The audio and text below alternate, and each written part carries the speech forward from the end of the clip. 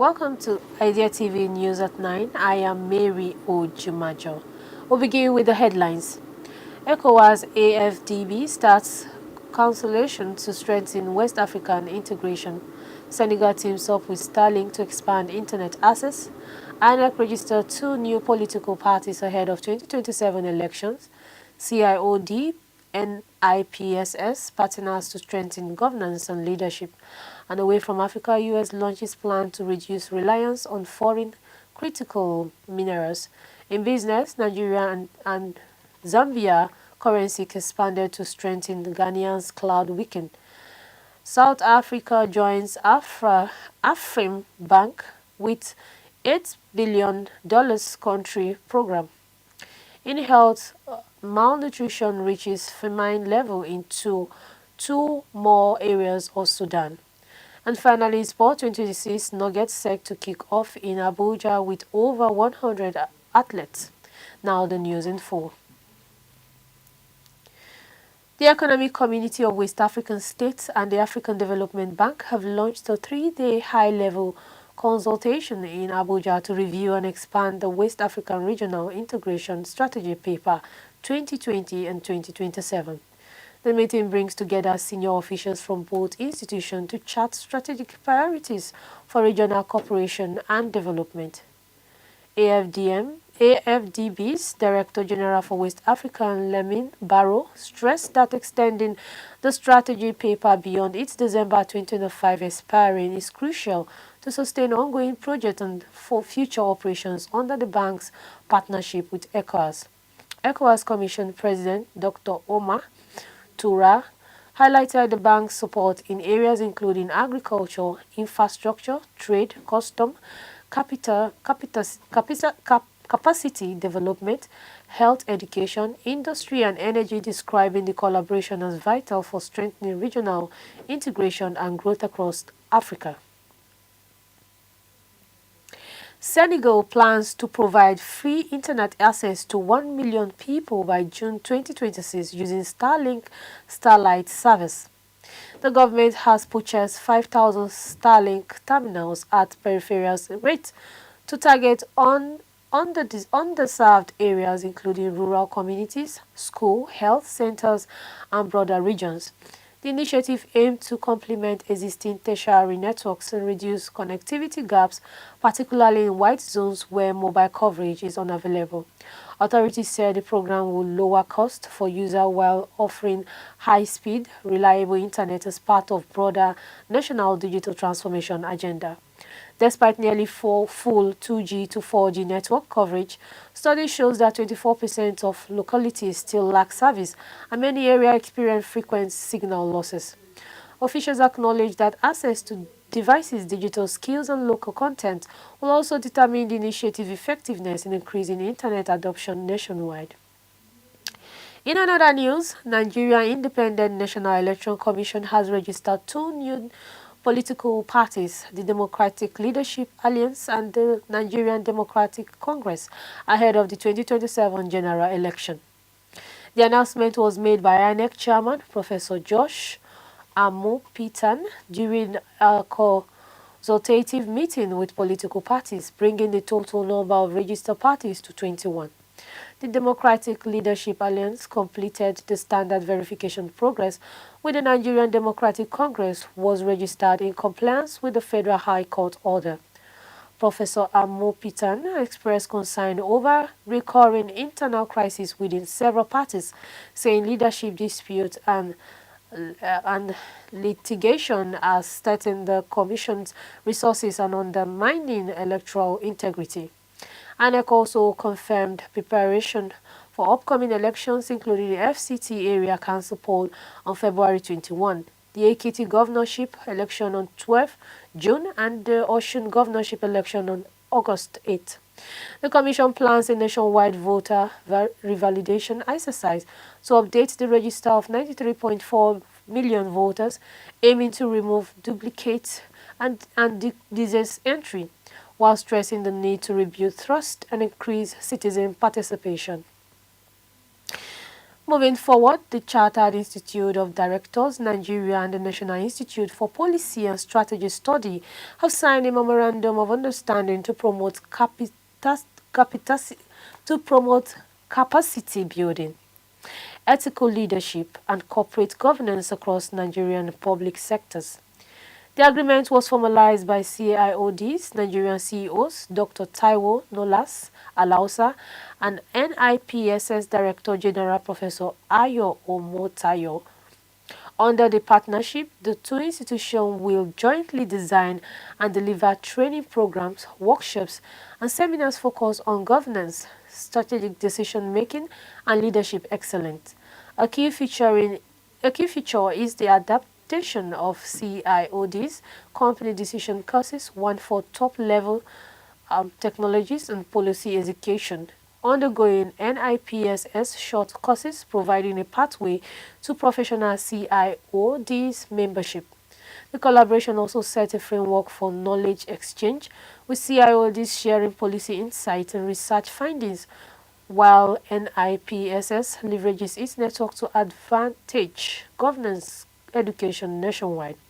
Both institutions say the initiative aims to cultivate leadership of competence and integrity capable of strengthening institutions and shaping policies for sustainable national development. Vice President Keshima Shettima has launched a 20-year-old development blueprint for Nigeria's southeast region, describing it as a key pillar of the national economic future. The plan includes the creation of the Southeast Investment Company Limited, approved by President Bola Tinubu, to mobilize resources from the diaspora capital market and development finance institution for regional growth. Speaking at the Southeast Version 2050 Regional Stakeholders Forum in Enugu, Vice President Shettima and the initiative aim to address post-war infrastructure gaps and drive long-term competitiveness. He emphasizes that the Southeast Development Commission will focus on tangible outcomes such as job, productivity, and economic growth rather than routine jobs, while also calling on youth participation and diaspora support. Governor of the region endorsed the blueprint, proposing initiatives such as Southeast Common Market, prioritizing sectors like agriculture, education, agribusiness, and solid minerals. Officials including the UNDP resident representative and federal ministers stressed the importance of coordinated implementation, institutional capitalization, and leveraging regional advantage to ensure sustainable industrialization and inclusive development. We'll go on a quick break now. The news continues when we get back.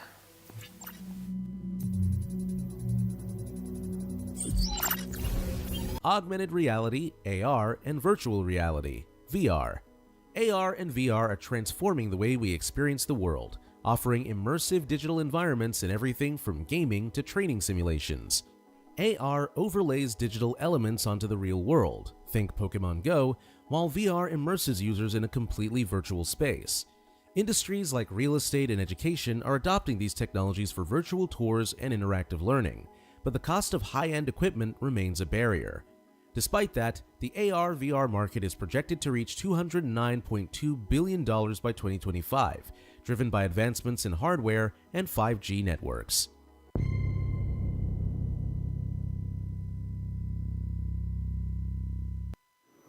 Welcome back. If you're just joining, this is Idea TV News at 9. Now, the rest of the news.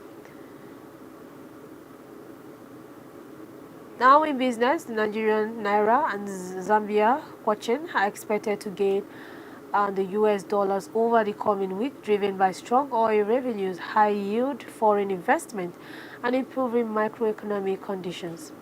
The Naira strengthened to 136.4 per dollar in interbank trading from 138 a week ago, while the kwacha rose to 19.9 per dollar from 20 to 2029. Kenyan and Uganda shillings are expected to remain stable, supported by balanced inflow from tourism, horticulture, and trade, although Uganda's currency may be influenced by the central bank's upcoming interest rate decision. In contrast, Ghana's cedis could weaken further due to persistent foreign currency demand, particularly from the energy sector and a stronger dollar. Traders noted that dollar supply has struggled to keep pace with demand, pressuring the cedis in recent seasons. Now away from Africa, South Africa has formally joined the African Export-Import Bank, launching a $8 billion country program to support industrialization and strategic sector including mining, automotive and manufacturing. The accession makes South Africa the 54th member of the bank and makes a significant step forward, deeper financial sovereignty and continental economic integration. AFREXIMBANK said the program will enhance industrial development, strengthen regional supply chain, and boost intra-Africa trade and investment flow. The bank's current pipeline of projects in South Africa, selling healthcare, energy manufacturing, and mining already exceeded $6 million. President Cyril Ramaphosa described the move as a milestone for Africa industry development and regional trade. He said the program will immediately support initiatives like the Transformation Fund to empower bank-owned businesses while leveraging the AFREXIMBANK infrastructure to diversify export markets and integrate South Africa further into the continental economy. And now we head, acute malnutrition has reached famine level in Baro and Kanoa, two localities in North Darfur, Sudan, according to the UN-backed Integrated Food Security Phase classification. The allied highlighted diagnosis, high hunger rates, and amid a civil war that had displaced millions and caused widespread ethnic violence. In Bora, malnutrition among children under 5 is nearly doubled the famine threshold. Both areas received tens of thousands of displaced people from all around previously declared in famine as clashes with the Arabic support forces escalated. Overall scenes of acute malnutrition in Sudan has risen to an estimated 4.2 million, up from 3.7 million in 2025. Humanitarian access remains limited, with only 25% of sovereignty mentioned children in Karuna enrolled in treatment program. Aid groups warn that global funding could and disrupt food supply lines, threatening to worsen the crisis, particularly ahead of the rainy and land season. And finally, in sports, Abuja Moscow Abiola National Studio would hold the 2026 Nigerian Oil and Gas Industry Game from February 8 to 14, featuring over 1,000 athletes from 15 participating companies.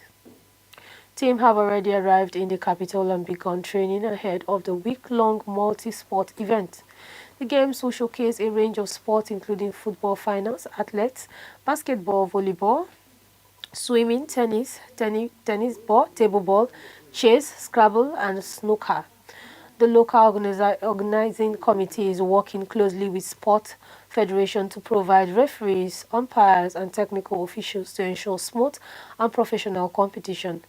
A colorful opening ceremony expected with top government officials and chief executives from participating companies in attendance. Organizers say that anticipated highly competitive performance as athletes vie for positions finished in this year's edition.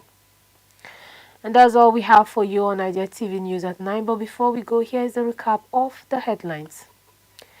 ECOWAS AFDB starts consultation to strengthen West African integration. Senegal team up with STARLINK to expand internet access. INEC registers 2 new political parties ahead of 2027 elections.